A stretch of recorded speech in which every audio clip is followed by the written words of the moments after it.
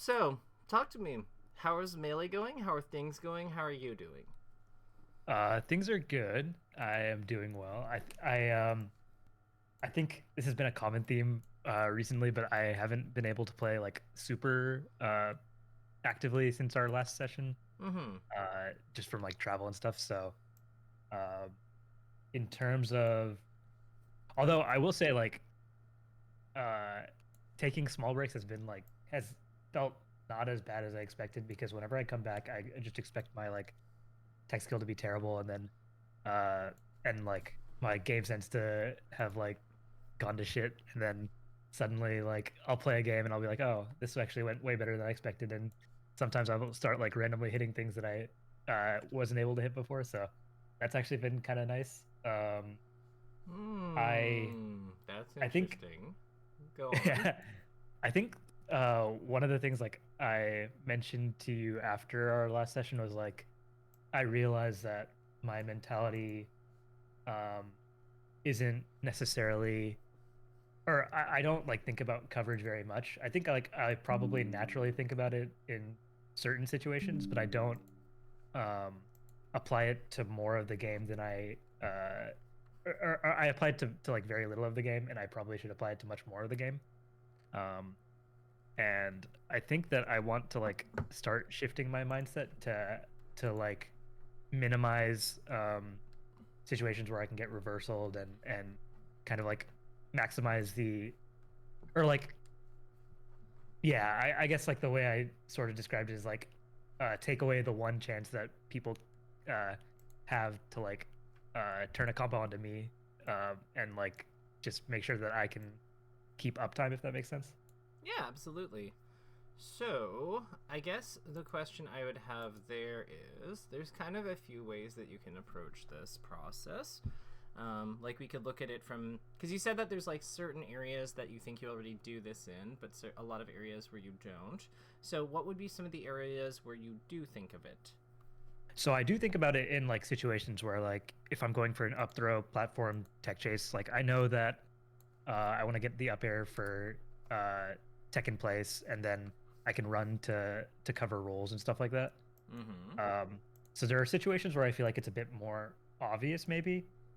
I guess also like I don't think I cover all scenarios for like, let's say like spacey edge guarding, but I know that I am covering certain situations. So like there's kind of like a flow chart in my head there at least. I don't think that I do apply this to punish game very much. And I've realized that like I'll drop things much earlier on than I should, just because like I think that I'm just kind of like looking at it without maybe a plan in mind. And I also noticed that I mean, this is really dumb, but like, well, it's not dumb, but it's just like a situation that's made me uh realize that I have this hole in my play. Is like I get um I get spot dodge shine so much when I'm like punishing a Falco, and then suddenly I give them a reversal opportunity when like I really should just like uh play situations where um where I am like hitting a string on a Falco differently so that I don't give them that opportunity, I guess. Yeah, so, like, are they shielding in that situation? I feel like it's usually when I I don't know if it's necessarily like maybe I'm too slow, or maybe I should know that I'm giving them an opportunity to get up from like, it's usually not when they're shielding. I feel like it's usually when I've knocked them down and I'm maybe like slightly too slow, and then as soon as they get up they just immediately go for spot dodge, and that hits me so often, I feel like. Hmm. Okay, so definitely a big thing here, a big theme I'm seeing here. I'm seeing here is rhythm. So there's always a rhythm to tech chasing. Um, have we gone over this before, or is this like brand something you haven't? Is this new? Like, what's your level of familiarity with like the idea of tech chasing and rhythm? I would say that so no, we haven't gone over it before, and I would say that like I think some of it sounds sort of natural from the words, but I don't think I've formally heard it, and it probably means that I'm missing some pretty critical aspects of it, I would say. Sure. So let me grab my controller real quick because it's in the room with the CRT, and then I will be back with you in just a second, and we are going to learn a little bit about. I'm thinking. So here's my plan for today, based on what you've told me. With coverage, I think part of the problem is that you don't know the rules of like the situations you're covering. So when you're describing as like the edge guard bit, I know I sent you that video on like the edge guard. I think I sent you the video on the different edge guarding zones and how So you can... I haven't done my homework. You sent me the video with Iggy about covering edge guard zones, and I haven't watched the full thing yet.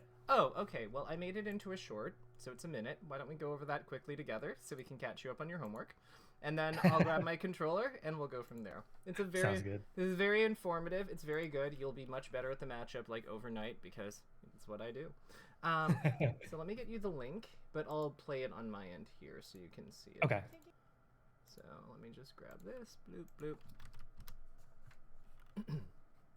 This is applicable to literally every single character. It's just the shape of the motion. Like the shape and the like degree to which that they can do this like varies a little bit. But like this concept, this principle works with literally everyone. Now I just need to make sure. What is my volume at? Cool. So we should be good. We should be good. So let me go grab that short and we will take a look-see. Oh, and I should share my screen. Thinking we cover like this. So this is fine. Tell me if you can see what is here. Yes, I see it. Perfect. So in this video, in this instructional video, I'm thinking we cover like this. I'm thinking that we cover basically from here, covering like the low squeeze to about here with the drill. Could also narrow back air. It's all the same. Like oh, okay. Yeah, I was gonna say I would naturally probably back air. It doesn't matter. All of them work. So we're kind of like. So the idea is we're like going from while we come up with our ledge hop aerial, we come up to here with like a standard jump, and then we drift to about this spot. Now you're gonna see why. Do you want to take a guess as to why we go there, though? Because the idea is that we're trying to get out of the way of the aggressive recovery angles. Because then we can just attack. Oh god. Okay, I think I see it. Because then once you get onto the stage, you're in a position where you can like punish them if they went high. Yeah, exactly. And I bet that you do similar things to this, don't you? I do sort of think about this, yeah. Right, so you know the rules of this interaction because you know that like you've intuited or reasoned, because it could be one or the other, but you understand that there's like that Fox's Firefox and Falco's Firebird for that matter travel in a straight line. Yeah. As a result of that, if we cover this section and then move here, as long as our head is not above this line, like it's not above this point, like where our hit coverage ends, there's no way for him to like hit us with his like trajectory if he goes like past us. This means that this is always safe, and therefore we don't get reversal and we can just keep pressuring. Yeah, I feel like the best they can do is probably just like try and drift back to the ledge and then and then they're safe from there. Not even though, like, because like if he goes here and they drift back to the ledge and try to go like safe, we can still hit them. Like we can still we can F smash them, we can shine them, we can F tilt them, we can up tilt them, we can back air. Like we got the moon to hit them with. Yeah. So like everything in the kitchen sink can go directly into this fox's face. And that's the advantage to us taking this safe footing. We have the luxury of all of our tools all the time at our disposal. Yeah. So, but I get with tech chasing, I have a suspicion that with tech chasing you don't have that same confidence because you don't really understand it the same way, do you? Nope. Okay. Yeah, that's definitely correct. Cool. So I'm gonna just grab my controller. I'm just gonna mute myself for 10 seconds, and I will be right back. Sounds good.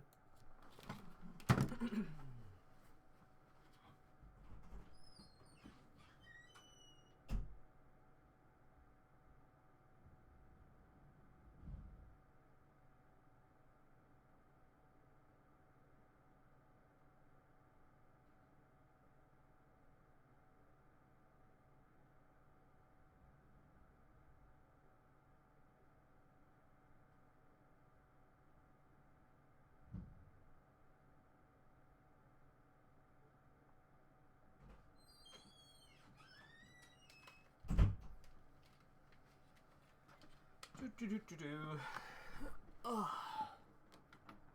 I am back. And then this plugs in here. Which one is 1P?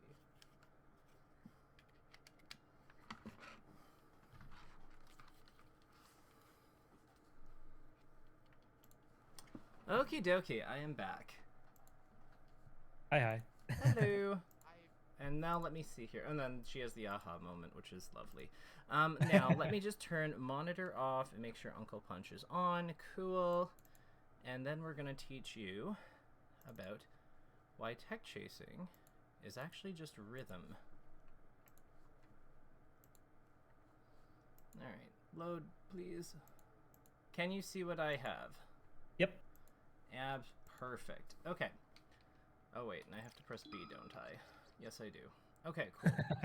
So, we're going to go into the training lab because this is where the magic happens, and we'll use Fox for this. We'll use a Fox. Green. I want the Cody boots. So, why do I consider tech chasing rhythm chasing? So, it has to do with with good old fashioned hit windows. So we're going to turn model... Actually, we'll keep model display on. That's fine. I want CPU options to be... Let's have him do... Yeah, let's have him go through these. So let's put his percent to like 6 or 5. That should be fine. Smash DI none. Trajectory DI none. That's fine. And let's just have him go through. Let's now do frame advance. We'll stop here. And let's have him go through some techs with us. Where do you want to start? Tech in place? Yeah. Okay, cool. Let's also turn info display on. So, we want him... I feel like the only solid things I know are, like, that you can react to the things like the leg split for tech in place. So let's start doing some counting. Sure. So we start on 0 because this is, with some inputs in this game. So 1, 2, 3, 4, 5, 6, 7, 8, 9, 10, 11, 12, 13, 14, 15, 16, 17, 18, 19, 20 frames of invincibility before he's hittable. Mm-hmm. Now, let's wind this up again. Let's have him do something else. Let's have him say tech away from us. So, what happens? 1, 2, 3, 4, 5, 6, 7, 8, 9, 10, 11, 12, 13, 14, 15, 16, 17, 18, 19, 20. 20 frames of invincibility, just like the other one. Oh, I actually didn't realize that they're all the same invincibility. Yeah, are they? Let's find out. 1, 2, 3, 4, 5, 6, 7, 8, 9, 10, 11, 12, 13, 14, 15, 16, 17, 18, enthusiasm, 19, 20. And then, yep, you are correct. They are all the same. So there's always a half second. No, there's always a third of a second of inaction before we can do anything, any kind of tech chase. And this holds true for every single character. So, this is why RTC is considered a is partially considered a rhythm game. Because, really, if we then do no tech, what you'll notice here is ground bound, which is the, ground bound U or D, because they can be facing up or down. Mm-hmm. It always has 26 frames of inaction. So you'll now note down, forward, up, so he's doing a missed tech roll forward. But you can see that there's always that, initial 26 frames where the screen shakes and he is completely hittable this entire time. This means that frames 21 through 26 are always an opening on every single one of these. And then on the tech rolls and on the missed tech, you have, other things that happen afterwards. But that first beat, that first 20 frames, that third of a second, it holds true for every single character whenever you're tech chasing. I see. Okay. So, the same timing. So now let's relate this to a cover. What does that mean? But that's very fancy. That's very cool. It's interesting. What does this mean for a coverage strategy? So I know, I'm asking very difficult questions, and that's very unfair, but, what does it mean for a coverage strategy? When are we timing our attack? So we'd want to hit them after the initial 20 frames. Right, which means that, if I'm going to, let me actually just double check my math. I think that Fox's up air strong hits around like 13, but I will double check that so we do this right. Hit 2, startup 7, but we don't have, we really need to fix that. Okay, that's fine. Hits on, 11? Are you serious? Oh my god, it's not. Okay, cool. So that means we need the 11th frame of this move overlapping with his thing. So. Oh, and I guess I just realized that if you time it correctly, then you're only hitting the second hit, and they can't smash DI out of it or anything. Yeah. Because that's the first hit. See? Doesn't that look powerful? Yep. And unfair?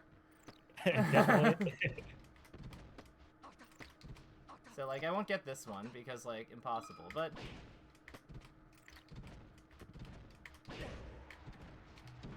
Now, granted, he's on no DI, but let's put some DI on. Let's put some DI display and some DI on.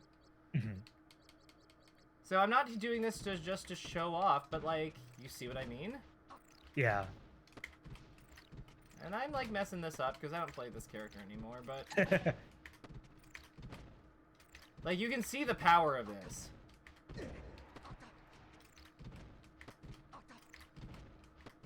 Let's actually put him on tech in place. I wanted to see what the... Like, doesn't that look strong, like, unfairly good? It's like a free, like, 60% basically. And I don't have to do it that, like, late either. Like, I don't have to do it that early either. Like as he's hitting the floor, that's when you do it. Okay, that's a good, like, window. Or a good visualization, I guess. Yeah, because you can see when I'm doing it too early. Like, that's too early. This will be fine, though. Now, why do you think that this makes more sense than, like, reaction grabbing in some cases? Like, using this up tilt, because you can do the same thing with up tilt, too, kind of. Like, it's not as efficient, like, you can't cover the tech rolls if they, like, roll, but, like, you can see that it hits so early, right? Yeah. Like, the reaction tech chase with it is so easy compared to the grab. So... yeah. Like, again, not every tech chase will be doable with this method, but, like, you can see that, like, some of them are.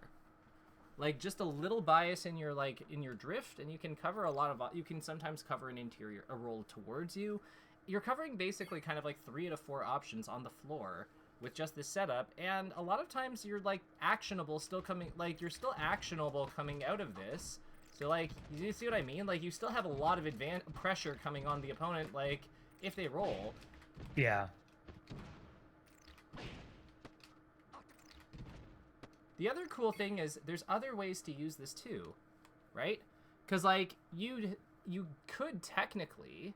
the cool thing about coverage too is that you don't have to wait for that opening specifically either, believe it or not.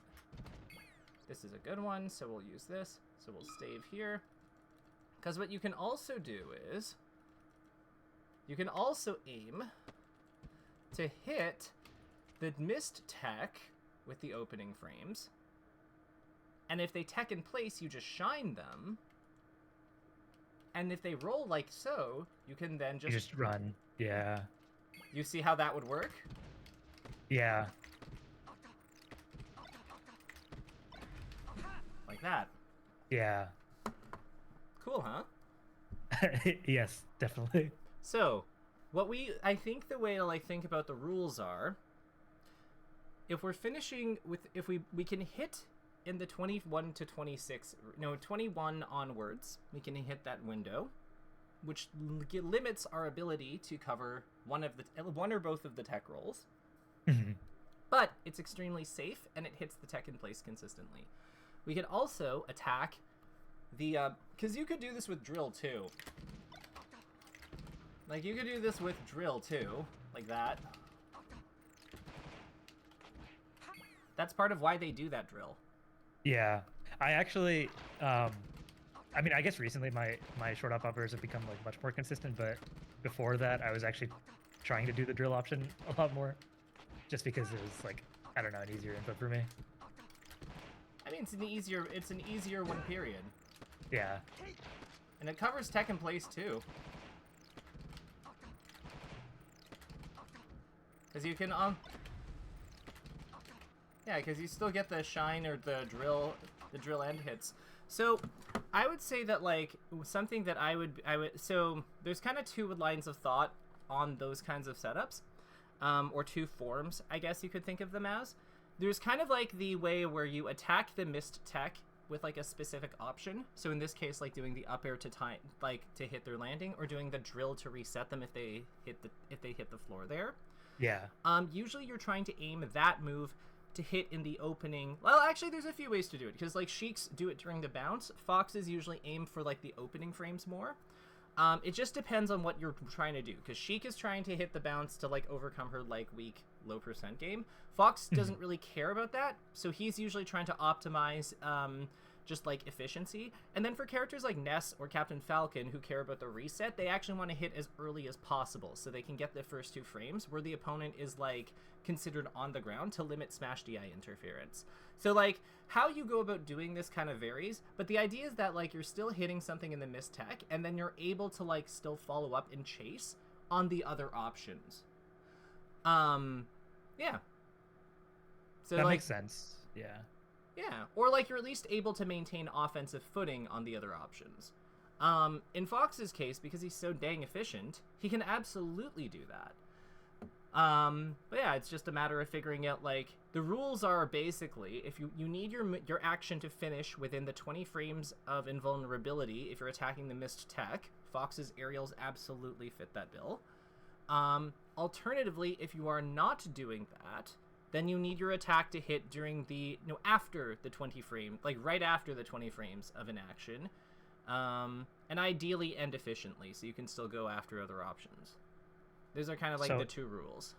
In theory, it seems like going for the up air on the miss tech into shine tech in place, or like dashing after them if they tech roll, seems like the optimal like coverage strategy, right? Oh yeah, if you can do it, it's the best. It's just you have to be able to do it. Like Okay. Because there's a timing constraint, right? Yeah. Like that's insane. Got you. Okay. Yeah, like that follow up there is like absolutely bonkers. But like you have to be able to like get the it requires high efficiency. But that said, it's still worth playing for. And sometimes you can kind of do like the middle point plays, like drill reset always work. Like if assuming the opponent's on the ground, drill reset basically always works. Yeah. They always have the wake up options, but like there's ways to like play those better too, or plan around their DI inputs and stuff. Because again, like drill is set knockback, so if you know where it hits them with no DI, then you can kind of follow where they go with DI, and that kind of tells you, okay, it's either get up attack or roll this way, get up attack or roll the other way. Because yeah, that's what would determine the input. So there's a lot of really... Oh, so sorry. So you're saying if you see them like DI in a certain way, it means that they have 2 options. It's either rolling a certain way or get up attack. Yeah, here I'll show you. So let's actually have him just miss the tech, so he'll be cooperative. Like, let's have him be cooperative. We'll miss the tech, and then we'll have him do custom DI. Yeah, this looks fine.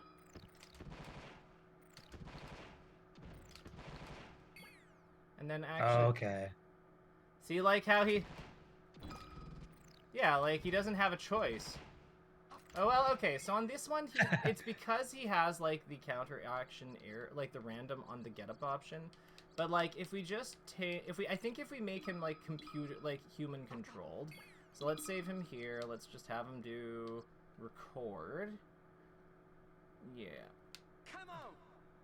And we'll just... Yeah, that should be fine. See what I mean? See what I mean? His only option is to go in the direction of the... Yeah, okay. Like, if okay, that makes a lot of sense, yeah. Yeah, and, like, if I change his recording to, like... oh, wait. Playback. So now this time what I've done is he's, like... Yeah, so... So this one I have him like randomly mashing the A button and like holding to the left, so we know that he's going to do one of those two things. Yeah. And you can see that based on his DI input. See how he like moved? Because if we hit him like normally, like if we hit him normally out of a reset, he doesn't move like that. Yeah. Okay, that makes a lot of sense. Yeah. And all all moves that hit down like this, like weak moves that hit down like this, like Jigglypuff's down here, they all behave that way. So this is actually, yeah. So this is really powerful, like because this kind of gives you information on what they're doing on their wake up, without you having to like react, be better at the game or anything. Like, well, this is being better at the game, but like you don't have to react to anything fancy. You don't have to do anything complicated. It's just like using your eyes. You're cutting 4 options down to 2 options, basically. Yeah, and one of them's the laggiest option of the 4, so it's like you're cutting down to like the laggiest and one of the 2 second laggiest options. Okay, I never realized that. That's pretty cool. Yeah, and if you see them not move, then you know it's either like if you see them not move, then that just means get up attack or like or normal get up, I guess. Or normal get up, so you just full hop over them and up air them. Yeah. Okay. That's cool. That's like it's insane. It's so good. But yeah, like this is the stuff that understanding the rules of these situations helps you like create like better plays, because they just they give you like a stronger sense of like how to operate within the confines of the game. So again, like the rule of thumb is if we have an action like a falling aerial, or a jab or a shine or like or something like that that finishes within the 20 frames of inaction, within the 20 frames of inaction where like they're invincible anyway, then that's totally fine. Then like we can go for it. That's a-okay. That is an absolutely valid coverage tool.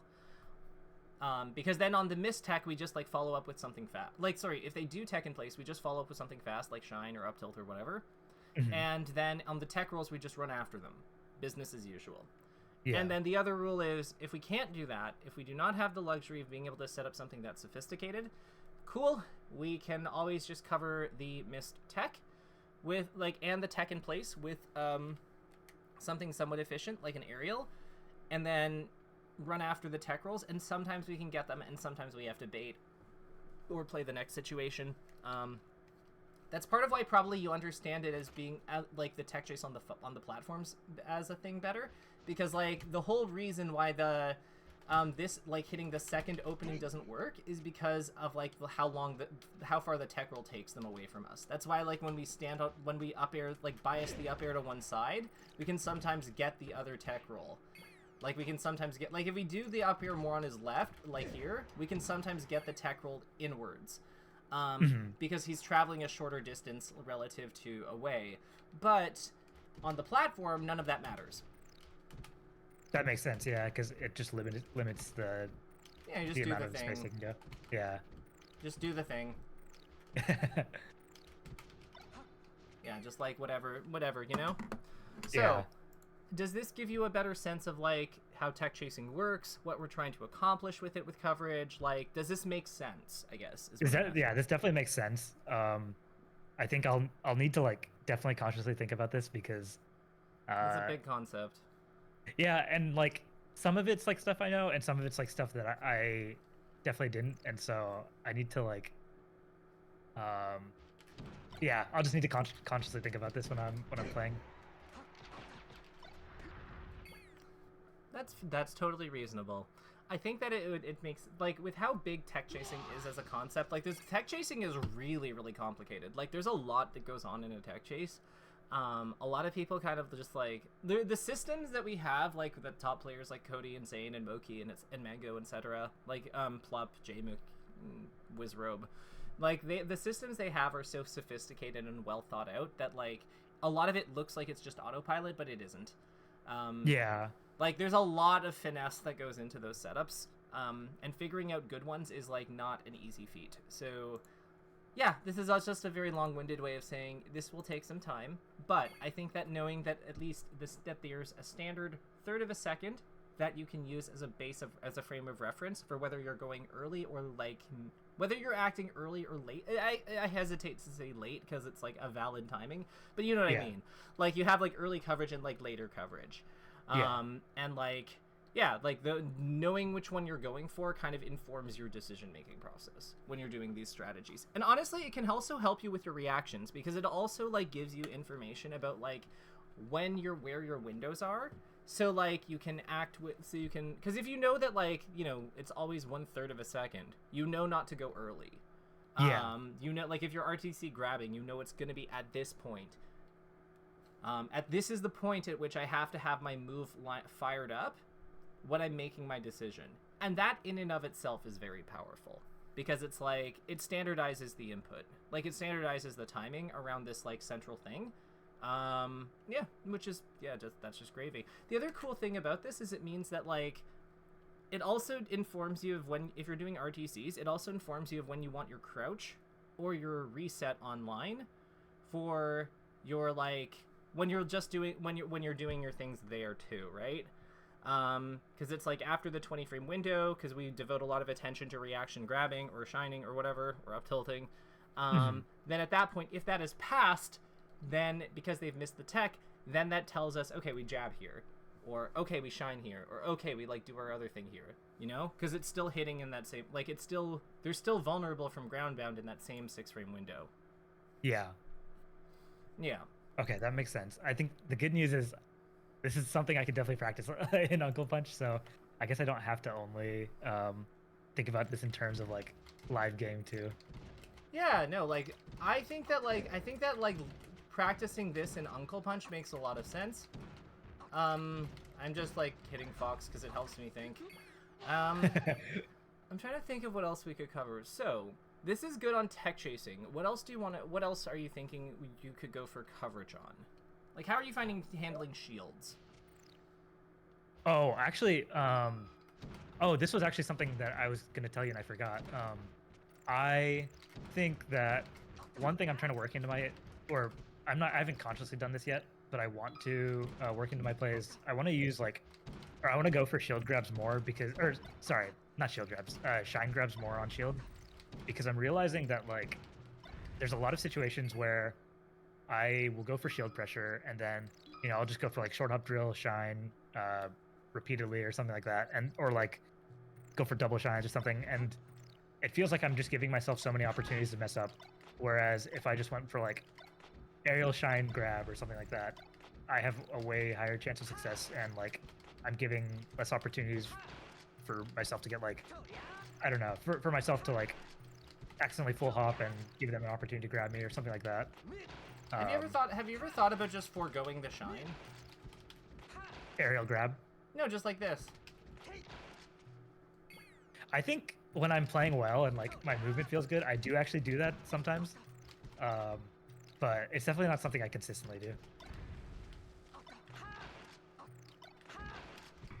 So, what do you think stops you from going for shine grab? It feels like a weird input to me. It's not something that's like hard necessarily. It's just like my hands don't naturally move in the way where I can, because I go for like I guess I'm just moving 2 fingers, so it's the only reason. There's not really like more to it than that. Wait, why are you moving 2 fingers? So I just generally rest my index finger on the trigger, and so I use Y and Z to shine grab. So like I guess I'm moving from the trigger to Z and B to Y. Okay. Have you thought about just doing up? I have not done that before, and it is probably something I should consider trying.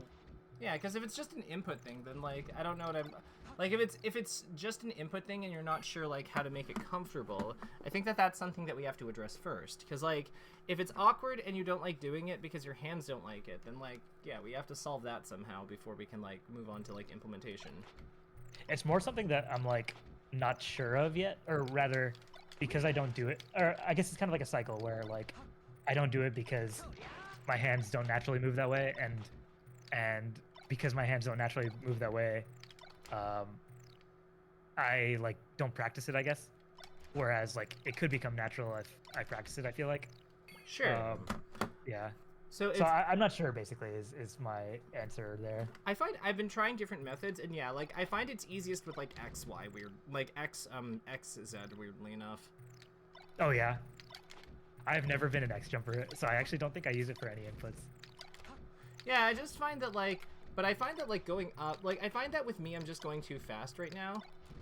Like I'm just trying to like, I keep like I think jumping during hit lag. Yeah. Yeah. And now I'm just going too slow. Yeah, that's the other thing. I mean, this is just something that's like part of probably the reason that I've noticed my flubs on shield, but like because Shine has like different timings on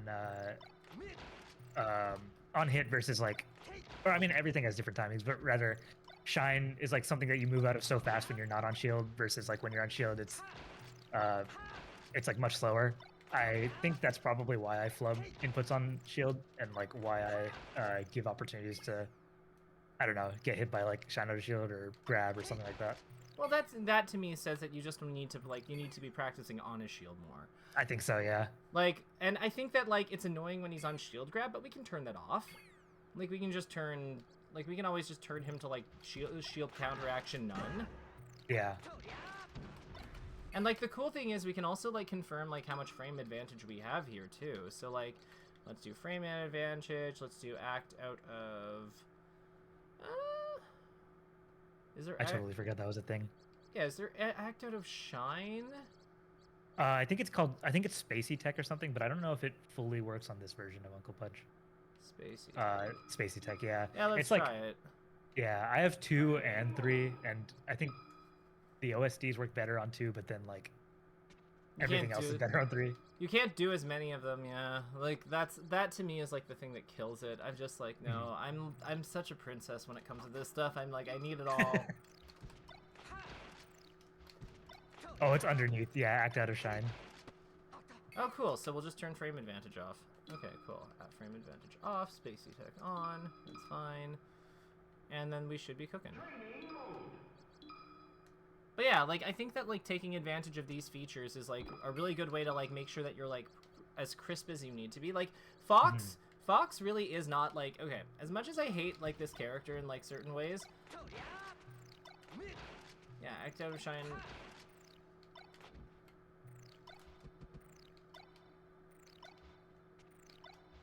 Okay. So this is not working properly. Oh, okay, yeah. Yeah. I think it's an Uncle Punch thing. It works on 2 though. Okay, cool. So if you have 2 and 3, then like that's easy enough to like. That's super easy for us to like work with, and I think that like yeah, you can still use like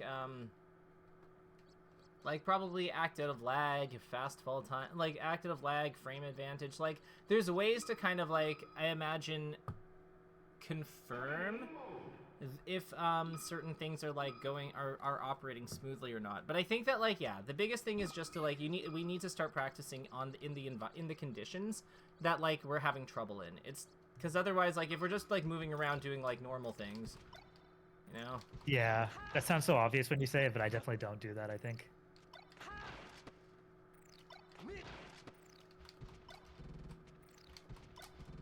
Yeah. God, his Nair is so crazy.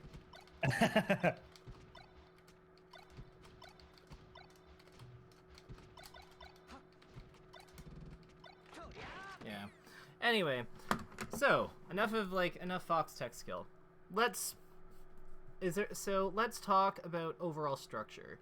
So in terms of like shield pressure, I know that like last time we were talking a little bit about like how there's kind of the ability to space outside of counter hit.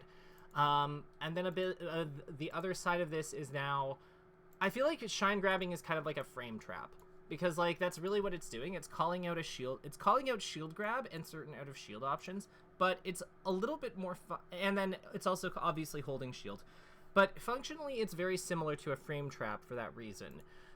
So I gotta ask you, how do we work with, like, are you using, like, the more spaced pressure to, like, stay outside of, like, Shine out of shield zones? And if so, how do we like marry these two ideas together? Because they're kind of like at odds with each other. Because one of them. Yeah, that's a good point. I do think I try like when I know I'm hitting shield, I do think I try to like space like Nair or space bear at like the tip on the shield. However, there's definitely situations where I've ended up like drilling on a shield, which that kind of sucks because I feel like it makes the timings really hard. But when I'm in situations like that, I feel like definitely shine grab might be a better option. So interestingly, I think this is actually solved by like a very simple simple concept. We need to add pivots, or like not pivots as in like the thing that like we do with Marth, but like we need to add like a movement in between the two styles that helps us like transition between them cleanly. So let's take like Princess Peach here because her out of shield game is crazy. And let's just see what we can come up with. So if you were pressuring Peach's shield, and I know this is a little bit of a different lesson than we normally do, but do you find that this is still being helpful? Yeah, I feel like I'm learning a lot. Okay, cool. So we have her on no out of shield option, which is fine for now. But let's reason this through. So let's say we're starting with like a spaced back air kind of thing, right? Yeah. Like we're obviously never gonna get counter hit for doing this. Like this is super safe. Like let's go us. The only way that she can really counter hit us, but she has like one line of play that works. If she predicts us like moving back like this, she can do that like double jump land thing or wave dash back into like down tilt or down smash. So she has counterplayed. This is safe, but we're not like, she's not helpless.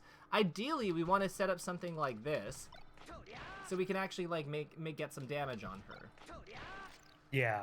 So the question I have here is, how do we go from this to this?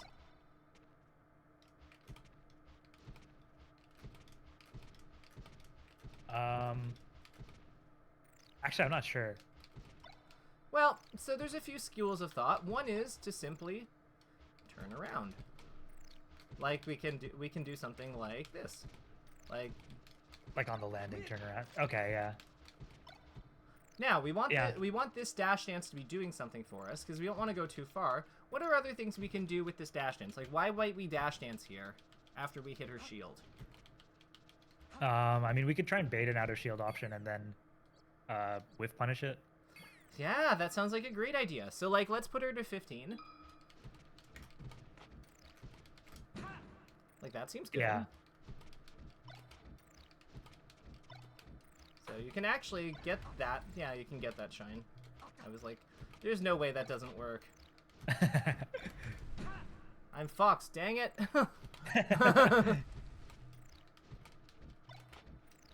-2. Like, what on earth is this character?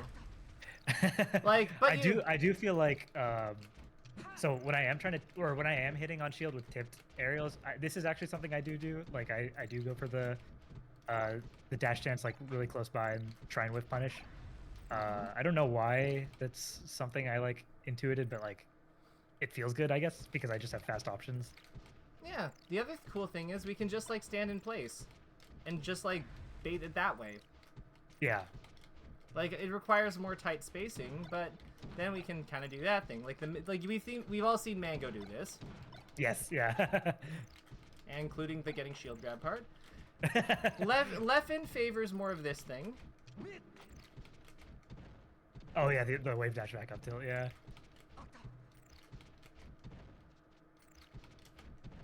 This is one input where I feel like I have a 50% success rate with it because, well, I don't know. That might just be like me not having notches, but I feel like I get the tap jump up air a lot.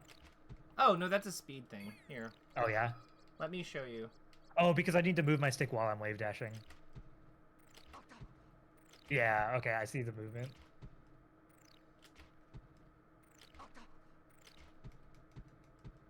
I need to get my analog stick faster. I have noticed that with a loose stick box, it actually does feel much easier to do things.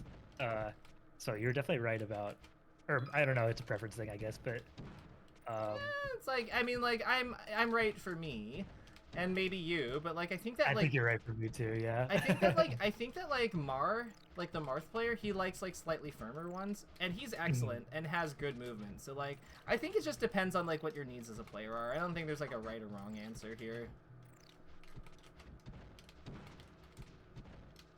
Okay. Yeah. This might be a self-fulfilling thing where I like was too slow and just thought it was bad because I was too slow. Yeah, like you can do it out of aerials too. Like I made life very difficult for myself by having her shield grab, but like you can see like if I put the stick up in advance, right? Yeah, I feel like the only time I use it is generally like drill into up tilt, just because like I don't know. I guess the movement feels you're doing something opposite, but I need to get more comfortable like rounding the gate. Yeah, like to me, I'm not even pushing, like I can't show you, but like because I don't have a controller cam, but like I'm not actually pushing the stick that high either. Like I'm only pushing it up like maybe like a third of the way. Oh, that's also okay.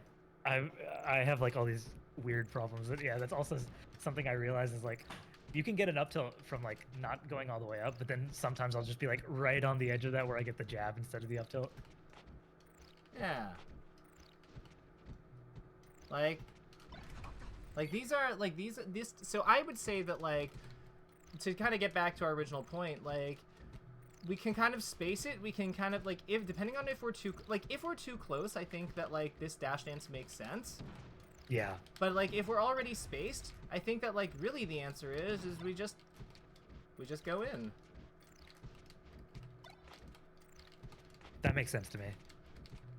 And obviously, you know, I don't play them, so I'm not like doing all this perfectly, but you can kind of see the idea. You can see the vision. Yeah. Yeah. So that's all good.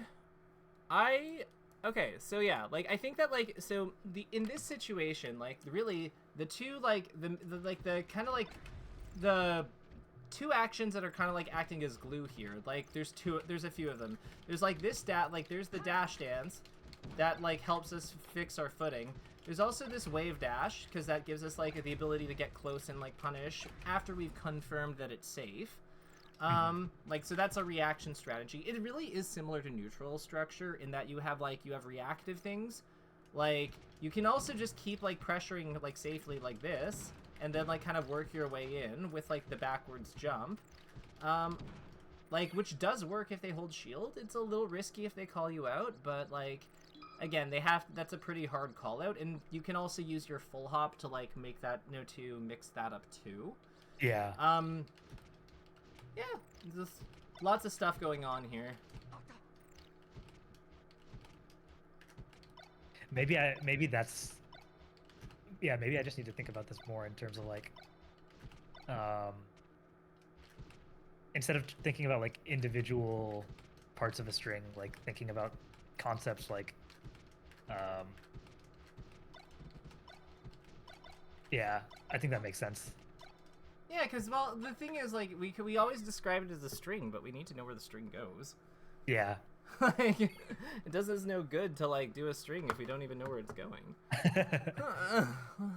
Like the whole idea behind this is that like so what is like the question I always ask people is like what is the purpose of our shield pressure? And like to me the answer is always like very the same. Like even something like this can be like pretty good shield pressure. The purpose of shield pressure though to me is always just best summarized as like we are exerting force on somebody who is in disadvantage state and covering options for their retreat. Because they have to get out of disadvantage state. Their ability to wait here and hold this position is non-existent because they have to it's there up to the point where the shield breaks. Once the shield breaks, they no longer have the ability to just like wait here anymore. And that's just like the reality of their situation. So with that in mind, it's like we don't have to really do all that much. But it is still good as Fox, who has all these offensive perks, it can be good to do things because it helps speed them along. Like somebody who has a tiny shield, like we can poke them easily, we can break it, like they're under pressure to like act or you'll lose it and then we just kill you. Yeah. So I would say that, like, the way that these structures work together is, like, this one kind of informs you whether or not this one, like, this one kind of informs you whether or not this is worth going for or not. Because, like, this one, the spaced one, it's the safer form in general, and you have, like, more options by not having to shine out of it, believe it or not. But this one has more offensive power in terms of its ability to punish somebody, like, for making a decision. Yeah. Okay, that makes sense. Yeah, because this one can frame, like, this one pushes people around harder. This one is just safer. So, like, whether we want to push someone around harder or look for, like, look to, like, rack damage by, like, just playing the offensive mix-ups that this, like, the neutral but, like, we're next to each other positions that this creates, which are all very favorable for Fox. Like, we're just trying to, like, figure out which one is ideal, and that will vary depending on the game state. In general, I would say that if safety is your priority, this is very good. If you don't really care as much about your safety and you're trying to, like, put them away or something, then this can be good. But again, like, don't get trapped in trying to put them away when you don't have to. Yeah, I think I do try go for, unless it's like, well, I don't know. I can imagine myself doing both. So maybe I'm not sure, but yeah, that makes sense. Yeah. So in our last 10-ish minutes, let me ask you, what do you want to look at? What do you want to look at? What do you want to do? Like, do you have access to the game right now, or I think you were traveling? Okay, cool. How would you feel about applying some of these concepts to Unranked? Yeah, sure, we can do that. I can. Yeah, let me give you, like, I'll give you my spectator code, or it should be pinned in the chat, and then I will unleash you upon Unranked. Let's see. If you want to, like, mess around in training mode for just like a second or two to get the feel for some of this, that's totally fine. But yeah, I think that, like, the live environment is what I'm interested in seeing you do. All right, I'll go ahead and start broadcast, spectator ID, confirm. Let me just refresh. I don't see. Okay. Perfect. Booting the game Puchiena, let's go. That's a fire tag. Let's go.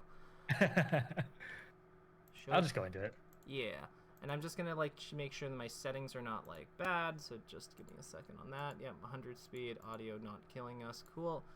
And perfect. Close and refresh and watch. How we doing? Do you see me in game? Not yet, but it's saying Slippy. I can see you now. Okay. Barnacle Man, let's go. We're gonna destroy him. Oh, my hands are not warmed up. It's okay, just, like, move around, get comfortable for, like, a little bit. It's probably just Walt or something, it's fine.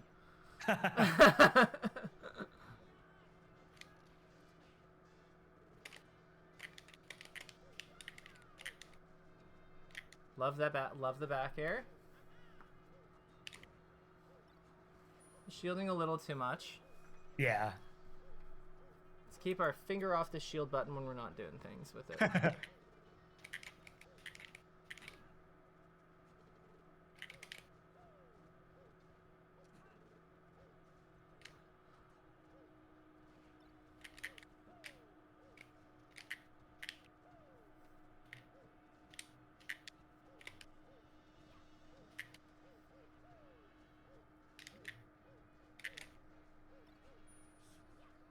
For some reason, I thought you were still traveling. Otherwise, I wouldn't have gone so mechanics heavy. I should have asked you about that.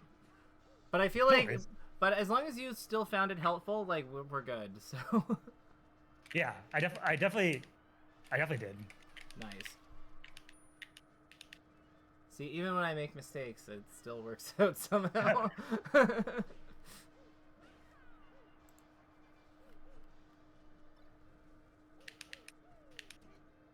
Oh. He didn't get launched for that. Yeah, he held down. Mario heavy. Ooh.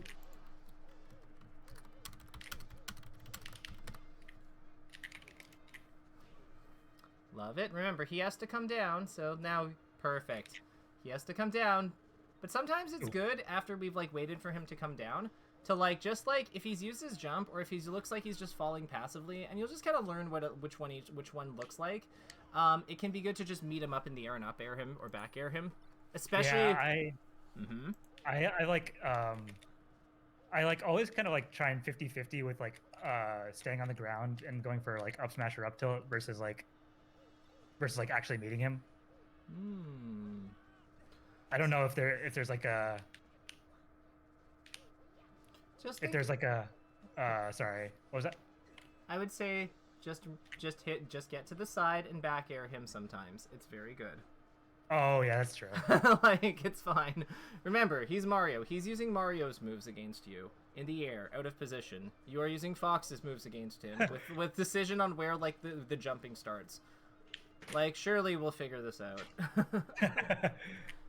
Shield grab the down air.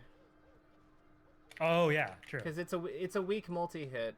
Shielding the weak multi-hit is always good, because shield advantage is based on damage, right? So, yeah, if it's a weak multi-hit where everything does, like, 1 damage, yeah, like, why wouldn't we block that? Like, -6 at best? That's, like, terrible. -11 at best? Like, what? We call that the Jigglypuff. Her down ear is that laggy, believe it or not. Oh really? Yeah, it's like -11 on block. Oops. This really is Walt. Like, I swear, this is turned down for Walt. This is his Mario. Because he would taunt like that. I deserved it. Mm-hmm.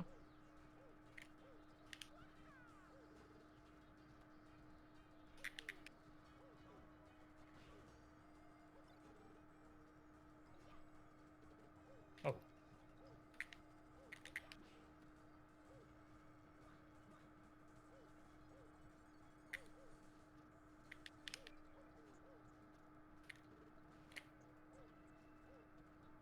That was supposed to be an up tilt.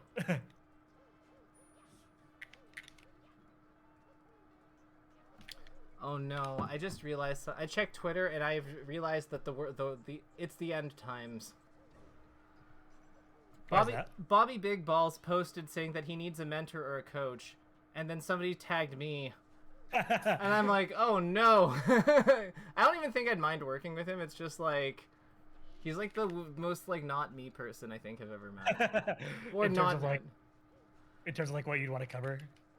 No, it's just he's a very like, he's got a very specific personality, and I just don't know if we'd mesh specifically. I think he's a good player. Like, he's obviously very skilled and talented, but like, it's just, yeah. I feel like the way he approaches the game is very different than me. That's fair. Yeah, but it might also be like kind of it might be a fun challenge to work with someone like that. So I don't know. You have to meld two styles.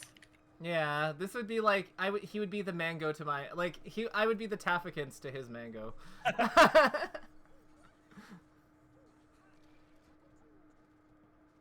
Oh, if he's in front of you, use your Nair. Oh, that's true. Yeah, we don't have to like force things. We're Fox. We're above that sort of thing. Yeah, the only thing is his down air is nonsense. So like, yeah, we just have to. It's the one move he does above us that like does anything. So we just like need to be aware of that. But we are thinking too much. Let us relax our brain. And let's relax our brain. Take a deep breath. And then just focus on playing comfortably and smoothly. That's it. That's all the assignment today. And if we happen to apply the tech chase concepts and things against the Mario, who's not really someone we can do it against all that much, then so be it. But honestly, they work defensively too, because you can see if like the opponents like when they're coming in, if they're coming in at the wrong time or not. Like that's what tells us how we do get up attacks and things like that. Nice following up there. Love that.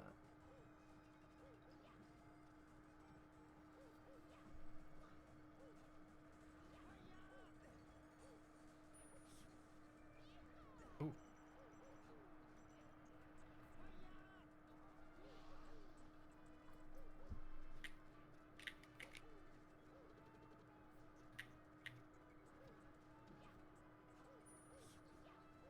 Don't be afraid to just throw more moves around. I feel like you're really scared to like attack and just do things, like you're trying to react a lot. But remember, undershooting is important with this character. In every character. So it's okay to use your attacks. I feel like that's something I struggle with, especially like in matchups where I know it's really good. Just do it. Yeah. Like, think about how bad his moves are, and think about how good your moves are. Like, that's true. Yeah, we're gonna beat this guy in this next game. We're gonna beat the snot out of him. It's fine. Like So my challenge for you is, if you're not sure, if things are happening and you're not sure what you're supposed to do, just like set up with a full hop in advance. Don't necessarily commit to like double jump or up air or whatever. Just like keep your eye on him while you're going up. Similarly, the same with wave dashing back. Same thing with like dash dancing. Like we're just going to like, yeah, we're just gonna like keep our eyes on the prize. Like, doesn't this feel good? Yes. Although that didn't feel good. It's fine. No Mario has ever hit this gimp. Okay, we need to go more up on that one. That's fine. Okay. That's okay. But yeah, he's dead. Like, it's Mario.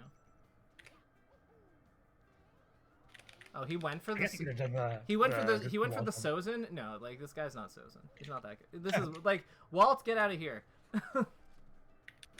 Every Mario player is just Walt to me. So on that one, I would have shined him after the up tilt. Oh yeah. Because he remember, if he goes off stage, if he's used his jump, we can just use shine for the knockback, and it's totally cool. In fact, it's the preferred method in Europe. Like they gimp so much over there. Like they all play like Pipsqueak and Leffen, which makes sense. They're like best players, but like still like, well, other than Triff, but like still. It's okay. Have you traveled to Europe for Smash? No, I've gone to Mexico, though, which was pretty sick.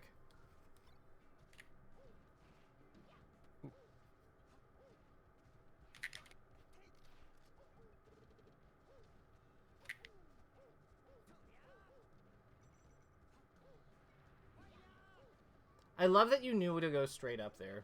Yeah, I knew that. He probably got any other option. Your dash dances into that down smash were really good.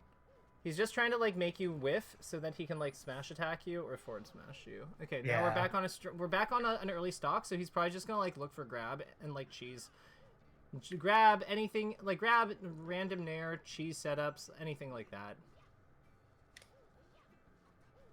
Okay, so he's like playing more of a chip game.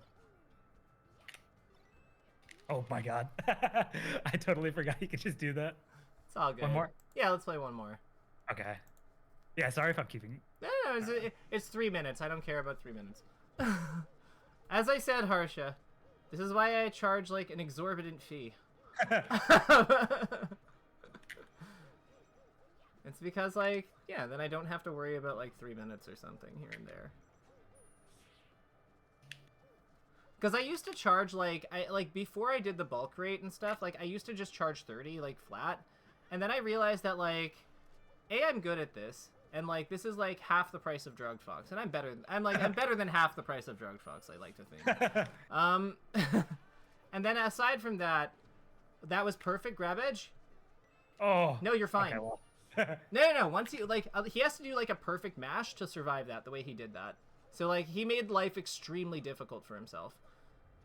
Like, it's partly, but it's because of, like, how well you set up with the back air. Like, the way that you moved in front of him and, like, just kind of, like, came down on him like an axe with your bear. Like, that was... And those up tilts, why did we, like, honestly, my biggest question is, why did we stop? Like, if they were beating him, why did we stop doing them? Yeah, to be honest, I'm not sure. You're like, no, there's no way this move is this good, right? Yeah, that is kind of what I'm thinking. Have you considered that maybe you're playing Fox? Yeah. Like, if you get that up air, then he's dead.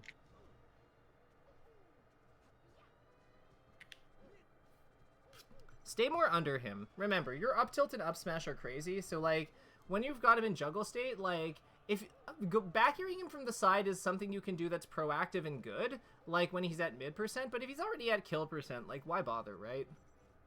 Yeah. Like, at that point, the back air is, like, the backup plan.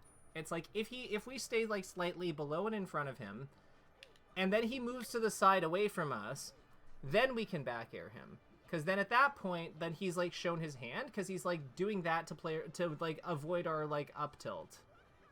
Does that make sense? Yeah, yeah, that definitely makes sense.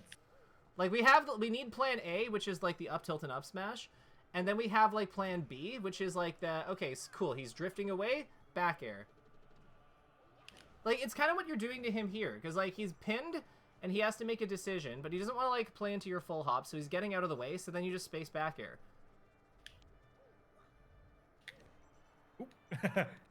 It's actually kind of like, this is another way that you can approach like the how do we set up the close range thing.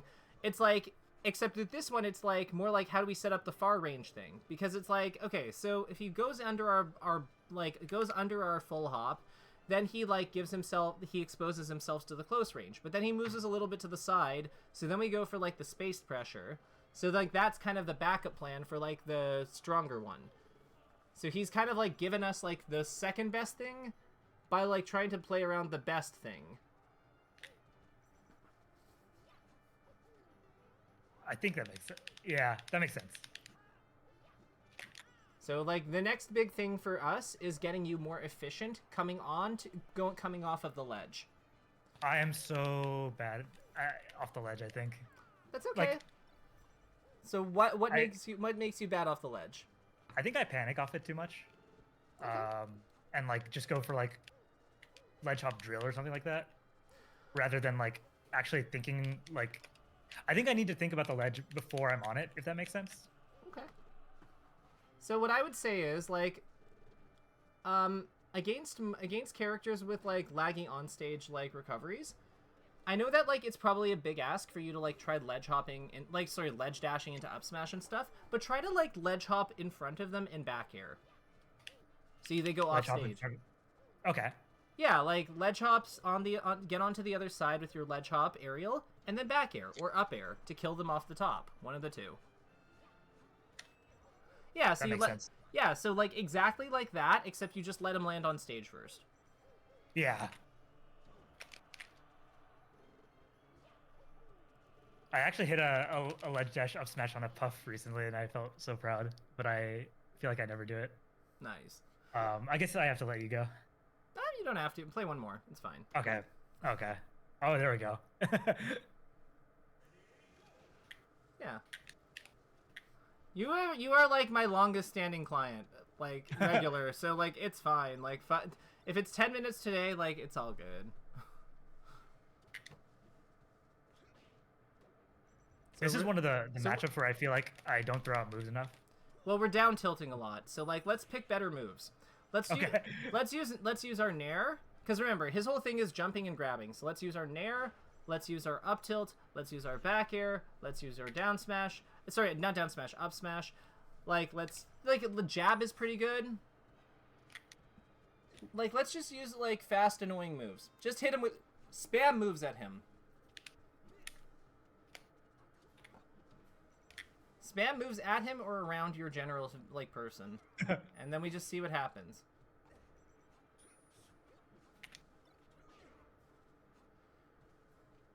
We're gonna try to use from the approved list, which means like we're gonna focus less on drill because drill doesn't interact well with jumps. Maybe that's why. I feel like I spam drill. Maybe that's what makes me feel like this matchup's so hard.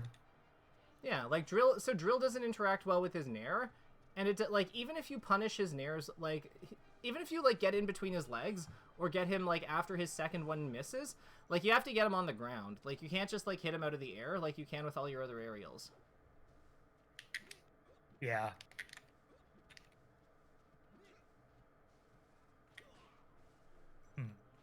The number one thing that we need to do is get rid of your shield button. Oh, yeah. That's okay. These things... Oh, what? I didn't have a jump, I guess. It's all good. We don't want to drill. We just want to we want to do everything else. Instead of drilling, so the drill is like you're doing it to like try to catch his landing, right? Yeah. So instead of trying to catch his landing, we're trying to meet him in the air. We're trying to, like, be aggressive on him. Okay. So, like, when think about it, like, his attacks, his only good ground move is his, like, friggin' grab, which is, like, not a good, like, foot scrapping tool. So that means whenever he does anything, there's, like, a jump squat in front of it. So just, like, mentally tack that on when he's, like, doing his, like, fighting, and you'll see that, like, just attacking him is, like, not so bad. But I think I feel like... Yeah? Yeah, no, I think... Oh, whoops. I don't know why, like, I don't sort of get that through my head for Falcon.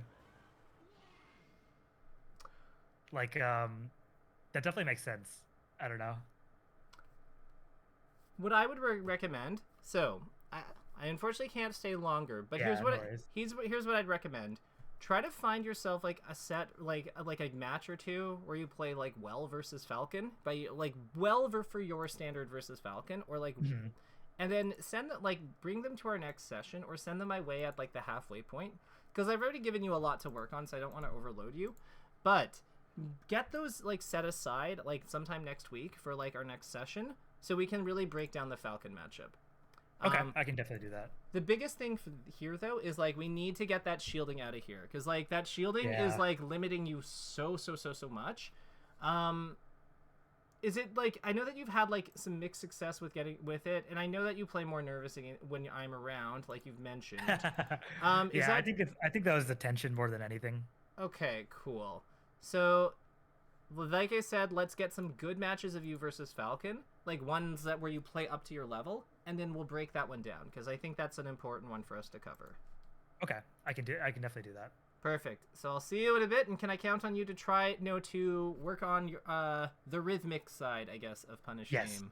that is definitely something I will spend time practicing. Amazing. Harsha, take care. I wish that you were coming to Gommel, but it's all good. Hopefully I'll see you next year, and yeah, I'll see you definitely. around. And yeah, have fun this weekend. Absolutely. Yo, Ness going places he's never seen before. 49th? Like, the world isn't ready. Good All luck. right, later.